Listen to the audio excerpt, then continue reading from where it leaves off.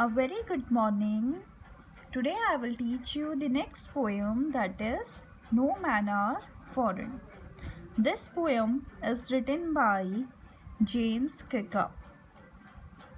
So what is the central idea of this poem? First, no manner foreign means no manner strange. What is the central idea of this poem? In this poem, the poet is trying to convey that the person, or we may belong to different country, or we may speak different language, but after all we are human, right?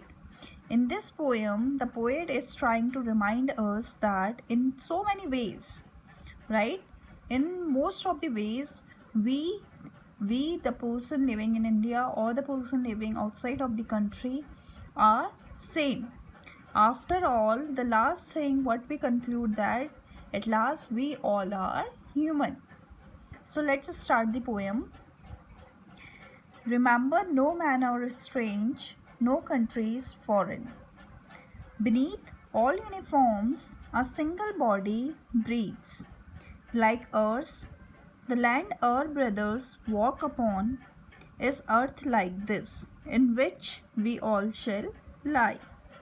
So beneath, you understand what is the meaning? Under. So in this stanza, the poet is saying that no man are strange, neither the country are different, right? We don't have to think that this country has different boundaries, so this country is strange to us.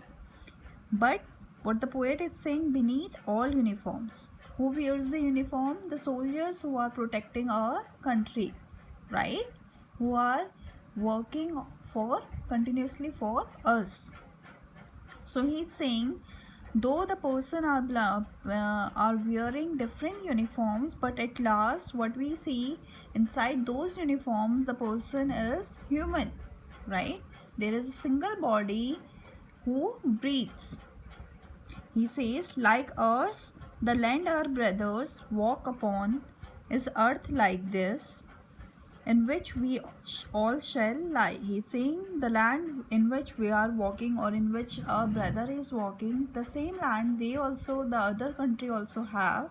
And at last, what will happen once the person is dead, once the man is dead, all will be buried into earth, right? They too, aware of sun and air and water, are fed by peaceful harvest, by war's long water, winter starved. Their hands are ours, and in their lines we read a labor not different from our own, right? In this stanza, the poet is saying even the God hasn't done any discrimination. Even the God has gifted them as well sun, air, and water, like He has gifted to us. And He is saying that during the peaceful season, right, they also harvest and they depend upon their harvest, right? They depend upon the food to eat or to survive. Like, unlike the during the war or winter's day, like we also starve during the winter and the war days. He says their hands are ours, means the same type of effort are being done by their labors as well, and by the labors of our country as well. The same way they are also producing the food crops, and the same way our country laborers are also working hard, or our country farmers are working hard to produce the crops. They also depend on them, on the crops to survive. We also depend on the crop to survive. So the poet is the poet is reminding us of many ways, so that we can recognize or we can understand that we all are same. Remember, they have eyes like ours that wake or sleep, and strength that can be won by love. In every hand is common life that all can recognize and understand. The poet is saying we need to remember that they also have eyes to wake and to sleep, and they have the strength that can be won by only by love, not by war. So war is not a solution of anything, right?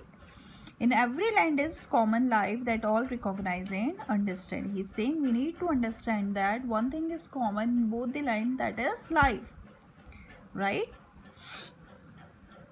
Let us remember, whenever we are told to hate our brothers, it is ourselves that we shall dispossess, betray, condemn. Remember, we who take arms against each other.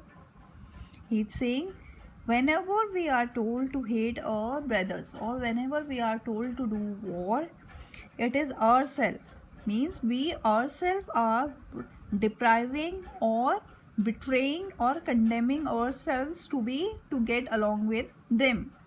Means हम लोग खुद को वंचित कर रहे हैं या धोखा दे रहे हैं एक दूसरे से, एक दूसरे के साथ समय बिताने या मिलने से, राइट, बाय डूइंग वॉर.